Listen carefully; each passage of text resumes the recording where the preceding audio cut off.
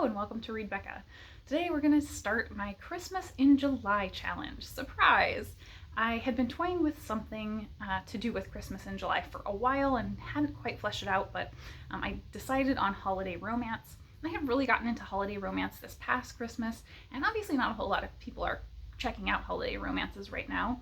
And I felt after my big library binge of June, I've been slowly working through that backlog of having just loaded up on library books, and I've got one book left, I think. So I think this is the right time. This last week of July, I'm gonna do a mental break and reset pretty much before I jump into August. So I thought of going to the headquarters of our library because the selection was pretty low at my library, but I did pick up a ton of stuff, and I actually got stuck in the library because of a downpour, and so I wound up with about twice as much as I had meant to. But since I'm doing a try chapter, I thought that might be okay.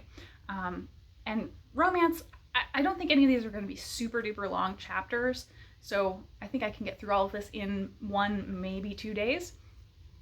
But they read very quickly, so even if they are longer chapters, I don't think this is going to be horrible. So we're going to just run through quickly the titles and authors of them. And I played with a couple of ways of grouping these. I want to end up with one from each group, I think. And the groupings I ended up with was new to me authors and well-known authors I haven't read from. So let's start with the new to me authors.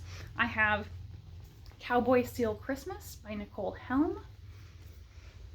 I have A Mistletoe Vowel to Lord Lovell by Joanna Johnson. I have Christmas at Home by Carolyn Brown. Do Not Open Till Christmas by Sierra Donovan. And Christmas by Accident by Cameron Wright. So those are the new to me authors. And then the well-known authors, and I think these are all like bestseller type authors. The Corner of Holly and Ivy by Debbie Mason. Alaskan Holiday by Debbie McAmyer. Christmas Eve at Friday Harbor by Lisa Kleypas. And The Brightest Star by Fern Michaels. So that's going to take me a little while to get through, but what I'm going to do is work through one group, try the first chapter or maybe a prologue in first chapter depending on how long they are, and get back to you guys with my results and which ones I am picking to read. So I'm back. I read my picks for the first section of the books, which was the new to me authors. We have Cowboy Seal Christmas, and this is taking place at a ranch for returning rehabbing veterans.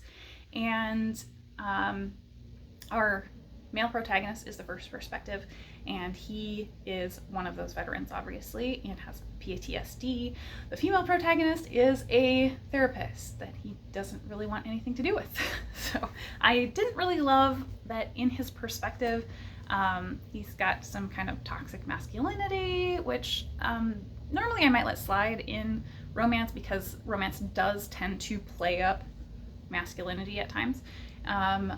But when I'm doing a challenge like this, I really have to kind of make cuts on anything that doesn't work for me, so I'm likely not going to keep that one. Next, I have Christmas by Accident, and I really liked this one. It had very short chapters, so I didn't learn anything very much, but the male protagonist again was first, and he is an insurance adjuster, as you can tell by the title, and he is starting to really creatively write his insurance claims, so I think he wants to be a writer.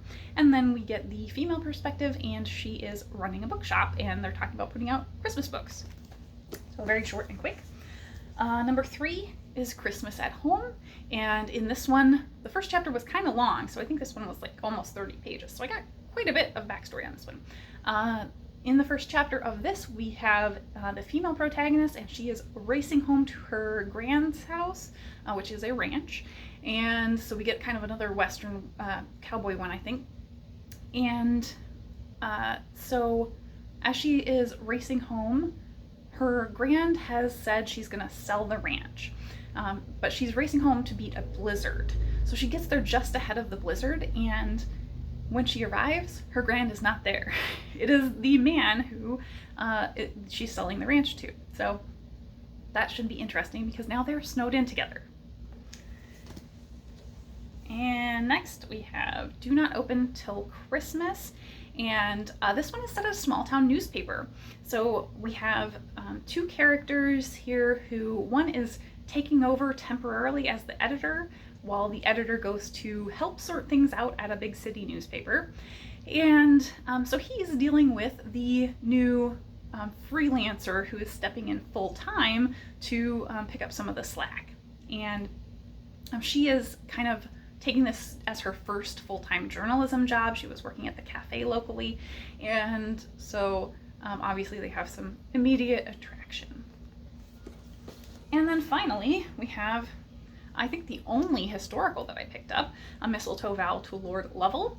And this was probably the least interesting from a prose perspective. It read pretty dense and the chapter was really long, but it was the most interesting from a story perspective, I think, where we get the primary female character is biracial and is the child of a plantation owner's daughter and a black freedman who ran away together.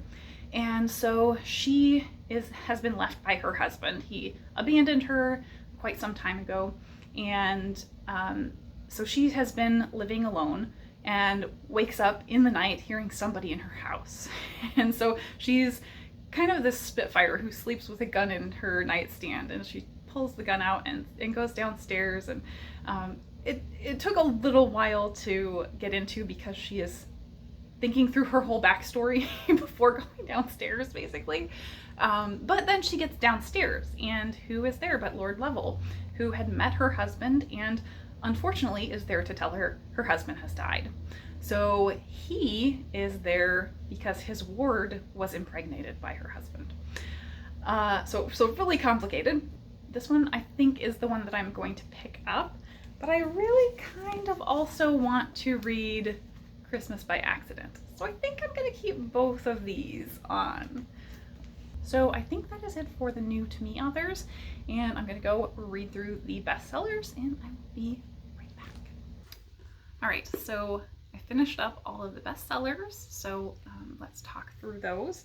So the first one is At the Corner of Holly and Ivy, and this one had an awful lot going on. The protagonist, clearly, she was running a bridal shop and it burned down horrifically in the past. And so she still has not recovered from that. She is kind of afraid to go outside and has a lot of PTSD after that. So she's clearly in therapy, and her either mother or grandmother is campaigning for political office. So she very reluctantly agrees to go out and help knock on doors with her. And so while they're out there, they see their competitors' signs in yards that they expect are their friends and supporters. And it turns out that his attractive nephew has been convincing people to put signs in their yards. So I'm assuming there's going to be, obviously that attractive nephew is going to be the romantic interest, and there's going to be some political rivalry. Next, we have Alaskan Holiday, and I just found it really cute. At the beginning, Debbie McNamara is a huge author, and she has at the front her P.O. box and all her contact info to get a hold of her, because she says she loves hearing from her fans. So I just found that very sweet. But this one I think is a definite no for me. Again, we get the man's perspective first, which I think this is the most that I've seen that happen before. But he pretty much outright says, I don't speak romantically. That's for city boys, and I'm a man. And yeah, that just really turned me off, obviously. But as far as getting beyond that one bit, there is the fact that basically the female protagonist, he's wanting to convince her to stay in Alaska, and she's supposed to just be there temporarily. And she's going off to have a big chef career in Seattle. And so he's trying to convince her to give up her life and what she wants in her career, really is what this boils down to, which I don't like. And then on top of that, she's going to get snowed in. So potentially she may be at risk of losing that job, it sounds like. And I'm assuming they're going to get through being snowed in, and her deciding whether to stay or leave is going to be the big third act drama. And I feel safe to assume that, given this is a last holiday, she's not going to actually end up with her career. She's going to end up choosing love and having to give up everything that she wants for him. And so that's me reading a lot into this book. I don't know, but I think I'm not going to read it because all of that really turns me off.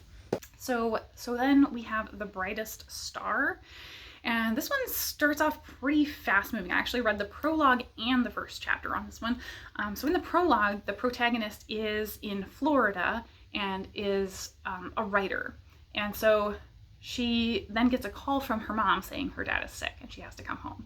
So then in the first chapter, it's a couple of years later and she is still back home, one of the Carolinas, I want to say, and is helping out with the family Christmas decor store. So we don't actually get any of the love interest or romance in this one. So finally, I read Christmas Eve at Friday Harbor by Lisa Kleypas. And this one is, it starts with, again, the man's perspective. And he is dealing with the death of his sister who left behind a daughter. And no one knows who the father is. So he is adopting his niece, and they're about to move and settle while they kind of figure things out with his brother in Friday Harbor.